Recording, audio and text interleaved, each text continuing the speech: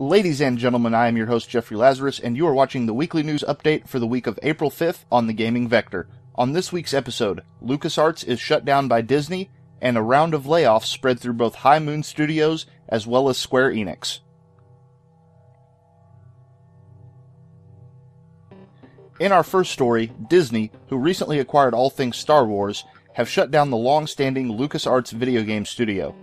In a statement issued by Disney, they said, "After evaluating our position in the games market, we've decided to shift LucasArts from an internal development to a licensing model, minimizing the company's risk while achieving a broader portfolio of quality Star Wars games.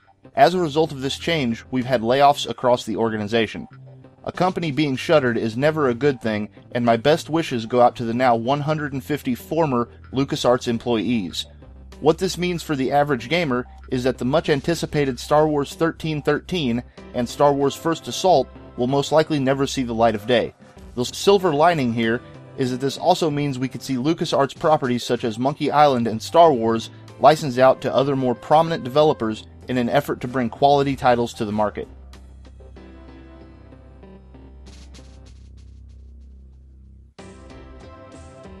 Our second story revolves around a round of layoffs at High Moon Studios, the developers of Transformers Fall of Cybertron, as well as the upcoming Deadpool. 40 employees were shown the door by Activision upon completion of High Moon's Deadpool game. In February, Activision laid off 30 employees from its own offices, as well as from Treyarch, stating that the company, quote, "works to align its costs with its revenues, and that reducing its staff is all part of aligning our development talent against our slate." Supposedly this will not have any effect on upcoming titles from High Moon Studios or Activision, and the former employees of the company will be offered outplacement counseling services to attempt to secure them job placement at other companies.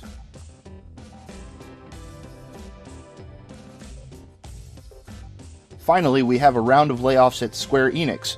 The company's LA offices were hit with a round of layoffs seemingly centered around public relations, IT, marketing, accounting, and community support. This comes on the heels of company president Yoichi Wada stepping down and new president Yosuke Matsuda being announced to take his place this upcoming June.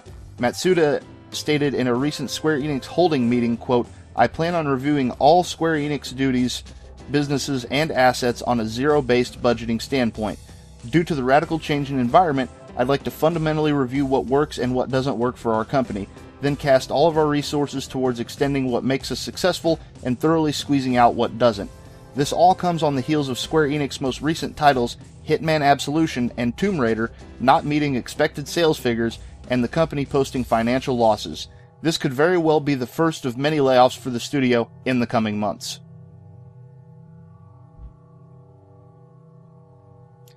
That's all for this week's episode of the Weekly News Update.